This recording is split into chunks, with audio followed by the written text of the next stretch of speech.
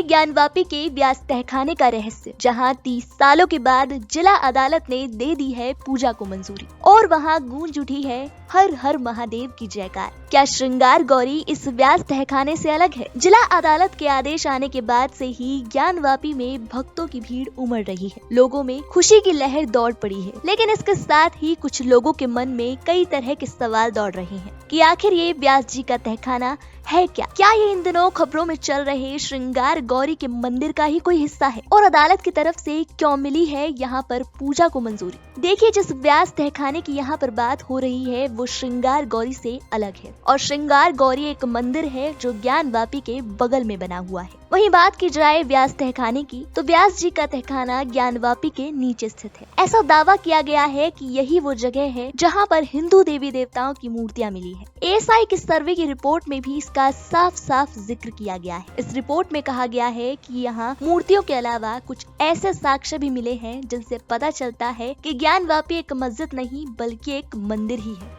इस तहखाने के इतिहास पर नजर डाली जाए तो हिंदू पक्ष का कहना है इस बात के ठोस सबूत है कि व्यास पुजारी ब्रिटिश शासन काल में वंशानुगत आधार पर वहां कब्जे में थे। व्यास जी ने सन 1993 तक वहां पूजा अर्चना की थी। फिर व्यास जी के गुजर जाने के बाद राज्य सरकार और जिला प्रशासन ने बिना किसी अधिकार के तहखाने का दरवाजा बंद कर दिया था। आपको ये जानकर हैरानी होगी कि आज भी वहाँ पर वो सभी प्राचीन मूर्तियाँ, पूजा सामग्री और बहुत सी धार्मिक महत्व की चीजें मौजूद है जिनकी व्यास जी पूजा करते थे। लेकिन समय बढ़ने के साथ ही हिंदू पक्ष ने इसके विरोध में अपनी आवाज उठानी शुरू कर दी। हिंदू पक्ष ने कहा था कि उस तहखाने में नियमित रूप से पूजा की जानी चाहिए, ये आवश्यक है। ये बात इतनी बढ़ गई कि आखिरकार बुधवार को जिला कोर्ट को व्यास जी के तहखाने में विधि विधान से पूजा करने की अनुमति देनी पड़ी। इसको लेकर हिंदू पक्ष के वकील विष्णु शंकर जैन ने क्या कहा, देखिए।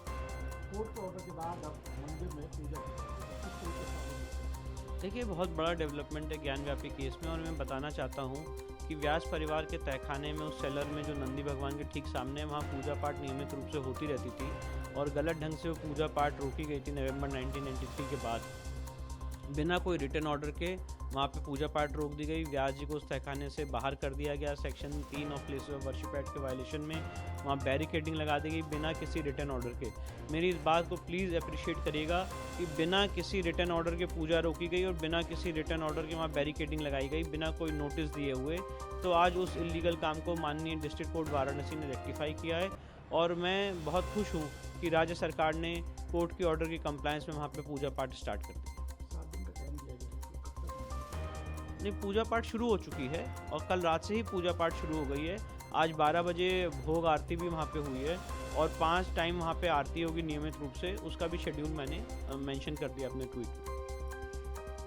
इस तहखाने का नाम व्यास तहखाना ही क्यों पड़ा, इसके पीछे भी एक ठोस वजह है। ये तहखाना प्राचीन मंदिर के मुख्य पुजारी व्यास परिवार की मुख्य गद्दी है। यह वह स्थान है जहां करीब 400 साल से व्यास परिवार शैव परंपरा से पूजा पाठ करता था। ब्रिटिश काल में भी मुकदमा जीतकर व्यास परिवार का तहखाने पर कब्जा बरकरार रहा। यही वो वजह है कि इस तहखाने को व्यास जी के तहखाने के नाम से जाना जाता है। ये खबर आपको कैसी लगी हमारे कमेंट सेक्शन में जरूर बताएं।